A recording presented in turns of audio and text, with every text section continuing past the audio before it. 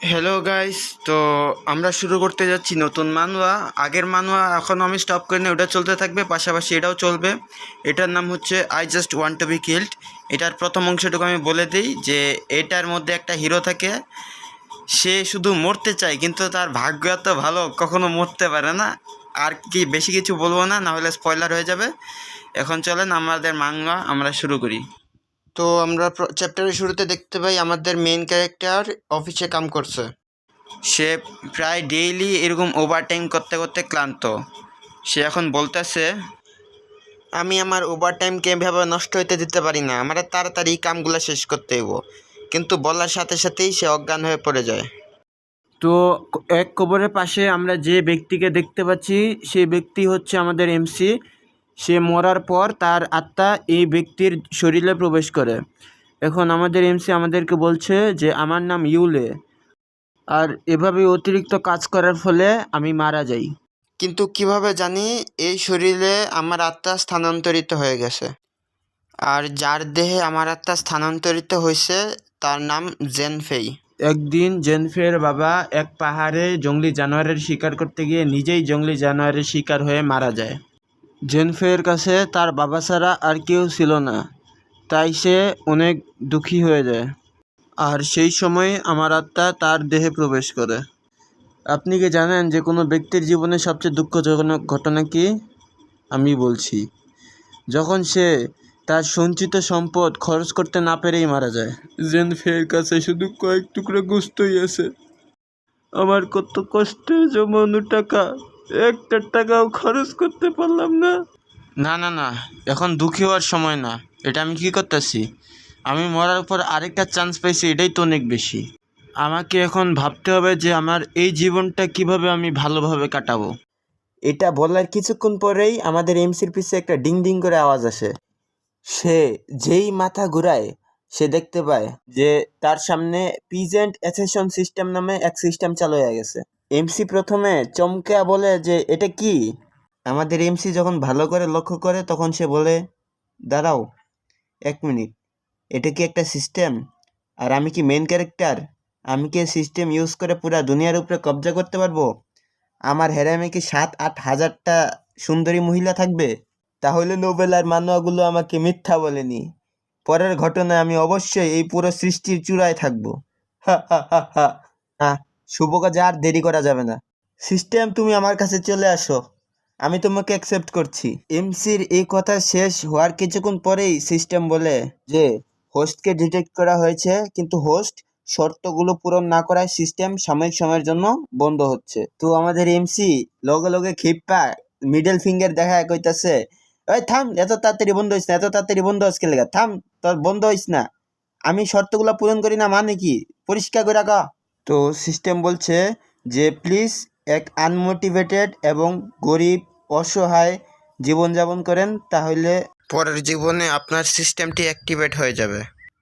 প্রথমত আমাদের এমসি ভালো মতন কিছুক্ষণ তার কথা শুনে, তারপর মিডল ফিঙ্গারের বৃষ্টি বহায়া কয়, তোর সাধারণ জীবনযাপনের মানেটা কি? হ্যাঁ, আর কোন অ্যাবিলিটি পামো? আর পরবর্তী জীবন তুই কি মজা করতাছস? তুই কি কোনো কাজে ইউজ হস? ইউজলেস সিস্টেম একটা। আমাদের এমসি সিস্টেমের ইনসাল্ট করার সাথে সাথে সিস্টেম বড় একটা ঠাডা ফেলায় তার উপরে। তো ঠাডা ফেলানোর পর সিস্টেম আমাদের এমসিকে বলছে যে সিস্টেমের বিষয়ে খারাপ মন্তব্য করা যাবে না। তো আমাদের এমসিও বলছে ঠিক আছে, আর করব না।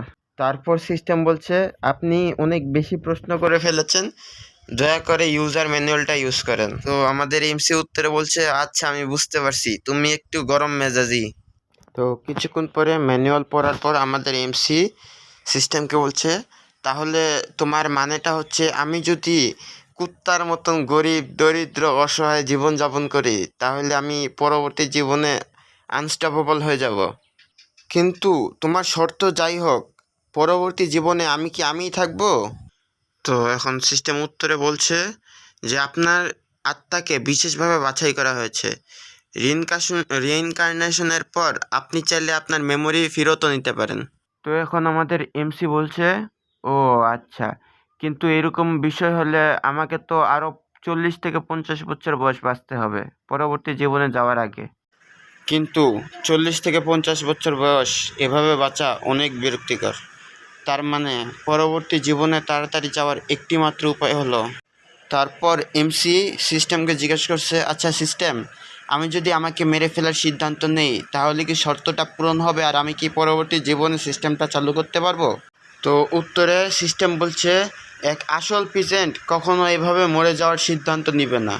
এখানে পিজেন্ট দ্বারা সাধারণ গরিব লোকদের বোঝানো হয়েছে। এখানে সিস্টেম আরও বলছে যে সাধারণ কোনো ব্যক্তি খারাপ পথ যতটা সম্ভব এড়িয়ে চলার চেষ্টা করবে আর যথাসম্ভব ভালো পথ বেছে নেওয়ার চেষ্টা করবে। আর তুমি যদি আত্মহত্যা করার চেষ্টা করো অথবা তোমার নিজের কারণে মারা যাও তাহলে তোমার পরবর্তী জীবনে সিস্টেম অ্যাক্টিভেট হবে না। তো সিস্টেমের কথাগুলো শোনার পর আমাদের এমসি মনে মনে ভাবছে যে শর্তগুলো একেবারে পরিষ্কার। আমি মৃত্যুকে খুঁজতে পারবো না, কিন্তু আমি মৃত্যুকে আমাকে খুঁজতে দিতে পারবো। তো এমসি আবার সিস্টেমকে প্রশ্ন করছে যে সিস্টেম, আমার একটা শেষ প্রশ্ন, আমার বর্তমান পরিচয় কি? আমি কি ইউলে না জেনফেই? উত্তরে সিস্টেম বলছে, তোমার দেহের পরিচয়কেই তোমার পরিচয় হিসেবে গণ্য করা হবে, যেটা হচ্ছে জেনফেই। তারপর আমাদের এমসি বলছে, আচ্ছা ঠিক আছে, আমি এক প্রেজেন্টে জীবনযাপন করার জন্য কঠোর পরিশ্রম করব।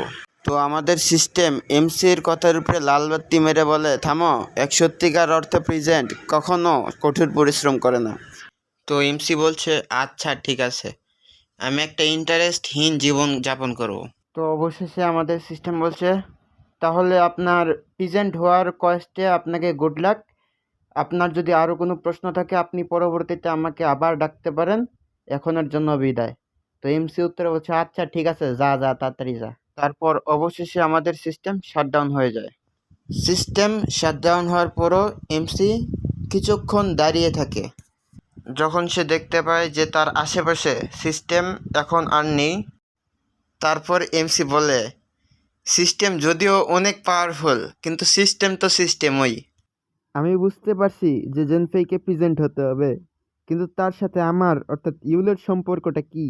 কিন্তু আমি এইটুকু বুঝতে পারছি যে আমাকে পরবর্তী জীবনে তাড়াতাড়ি যাইতে হইলে বাহ্যিক কোনো উপায় খুঁজতে হবে যেন আমি নিজেকে মারতে পারি। তো ভাই, এটার ফার্স্ট চ্যাপ্টার এই পর্যন্তই ছিল।